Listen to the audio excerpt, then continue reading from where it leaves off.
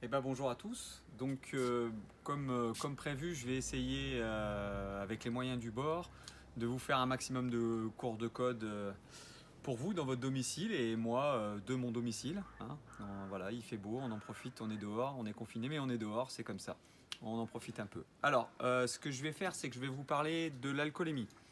Il y a quelques questions qui tombent au code en rapport avec ça. Donc on va essayer de voir un petit peu tout ça ensemble, essayer de décortiquer, essayer de se trouver des petits moyens mémotechniques pour se rappeler d'un certain nombre de choses. D'accord? Alors déjà, première chose, il faut différencier l'alcoolémie dans vos questions sur la période probatoire et l'alcoolémie une fois le permis en dehors de la période probatoire, c'est-à-dire 2 ans pour les conduites accompagnées ou 3 ans pour les permis traditionnels. D'accord? Donc si vous êtes contrôlé au bord de la route par les forces de l'ordre, la façon qu'ils vont avoir de vous contrôler, c'est ce qu'on appelle l'éthylotest. Donc votre mesure sera calculée en milligrammes par litre d'air expiré. Hein. Donc le taux légal d'alcoolémie pour les jeunes conducteurs, c'est 0,10 mg par litre d'air. D'accord, hein. Donc ça, c'est le taux à ne pas atteindre, parce qu'une fois qu'il est atteint, vous êtes positif à l'alcoolémie. D'accord, hein.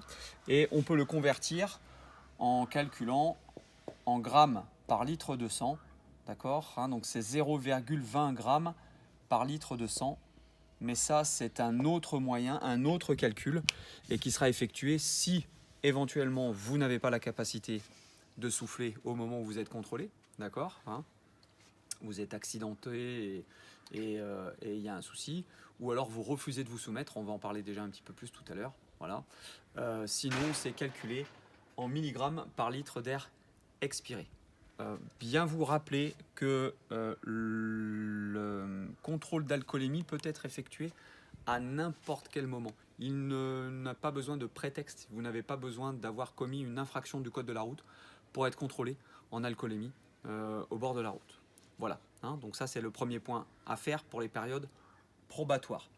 Ensuite, se rappeler une chose par rapport à l'alcoolémie, c'est que un taux positif à 0,10 mg ou 0,20 g par litre de sang pour les probations, c'est 6 points en moins sur le permis de conduire.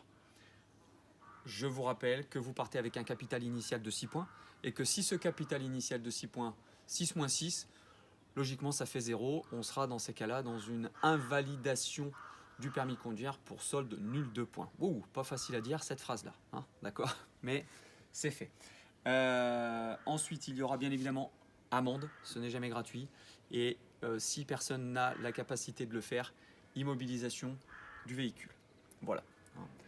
Si on part sur une période hors probation, un taux différent est calculé. Donc là, c'est vraiment important dans vos questions, dans les questions qui sont posées à l'examen code, de bien différencier et de bien lire dans la question en période probatoire ou en dehors de la période probatoire. Donc si vous êtes en dehors de la période probatoire, à ce moment-là, on part sur un taux à 0,25 mg par litre d'air. D'accord. Et si on fait la conversion, ça équivaut à 0,50 g par litre de sang. Voilà, hein. Donc ça, c'est le taux légal à ne pas dépasser hors période de probation. Je refais un petit trait. On va juste décomposer avec un élément encore plus important et un taux qui peut atteindre ce qu'on appelle le taux du délit. Hein. Donc le taux du délit, c'est 0,40 mg par litre d'air et qui équivalent à 0,80 g par litre de sang.